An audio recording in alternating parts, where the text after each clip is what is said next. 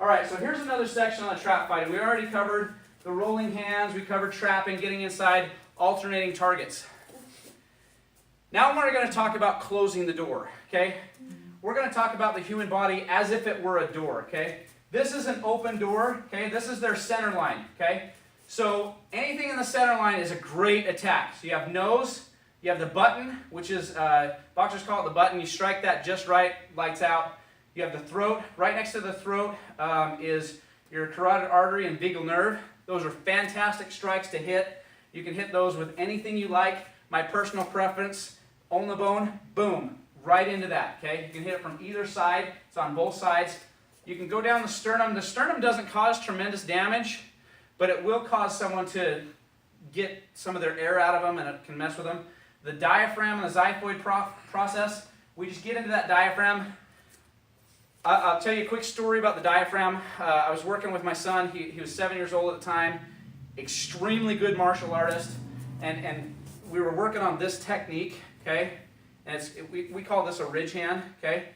And the kids in the class weren't doing it right, and so I said, Caleb, come here, I want you to show them how to hit. And I just put my hands up, I flexed my stomach. I have been hit in the stomach so many times, my stomach's totally prepared. Boom!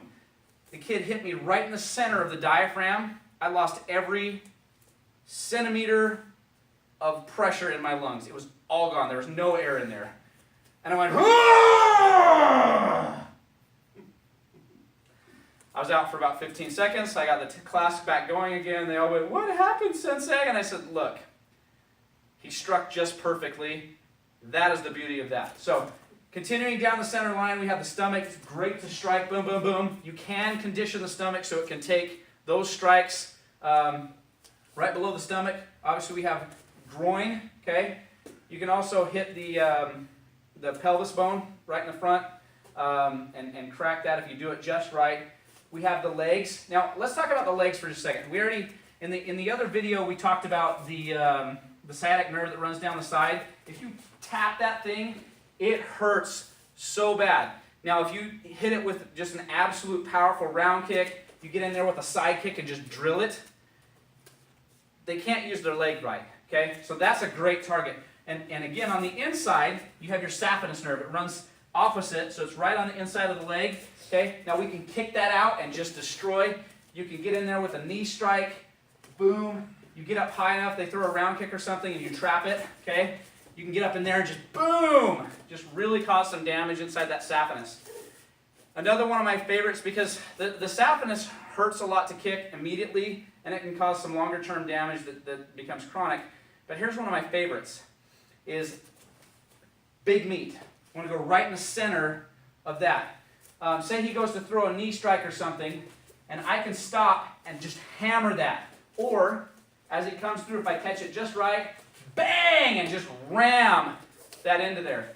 The other option, obviously, is as he throws the knee, come straight in, and we're here, and then I'm in grappling range, okay? So, inside of trapping range is where we really can't use our elbows effectively. We've got that grappling range, okay? That's where we do takedowns, that's where we do the jiu-jitsu.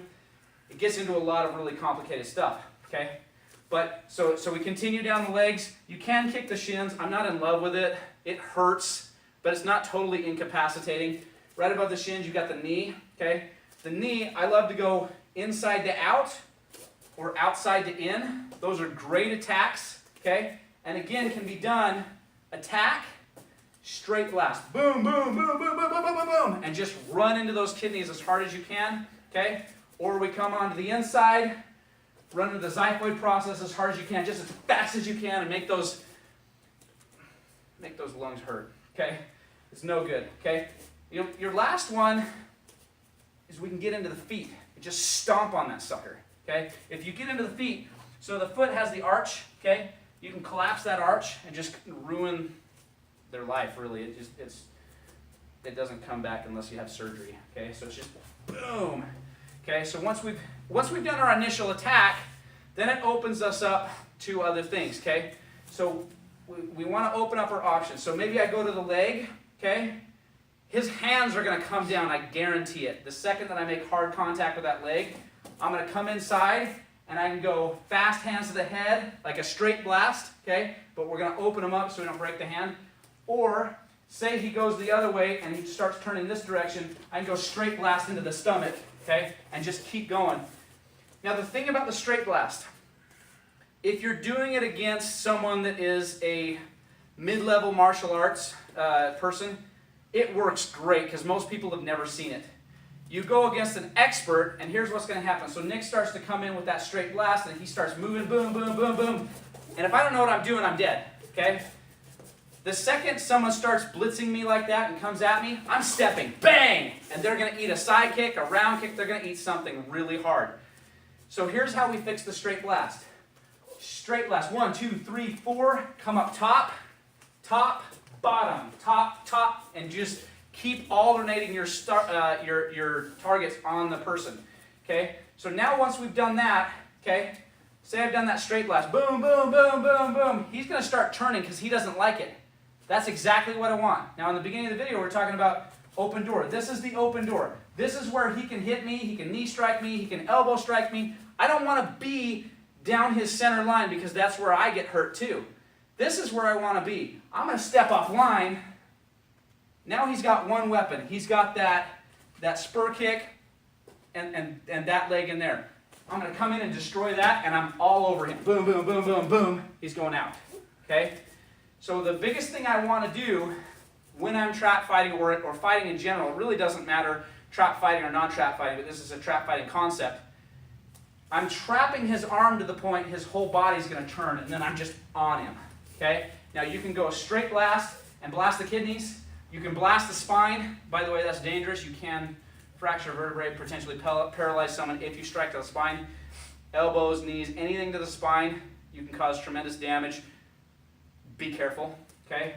So I want to turn him, okay? Now from here, I can come in through here. I can take out that saphenous nerve. I can get into his hamstrings, just really do some damage. I can get into his knees and straight blast and come up top, come across, boom, boom, boom, and just keep moving all over him, okay? Now let's say we get inside of clinch or grappling range. So say we come up in here and we're like this, and so go ahead and grab on Nick, okay? I'm outside of trapping range. This is grappling range. So the next video we're going to talk about what to do from a grappling perspective. So we're going to go ahead and sign off on this one. We're going to go to the next one where we're going to talk about the grappling aspect.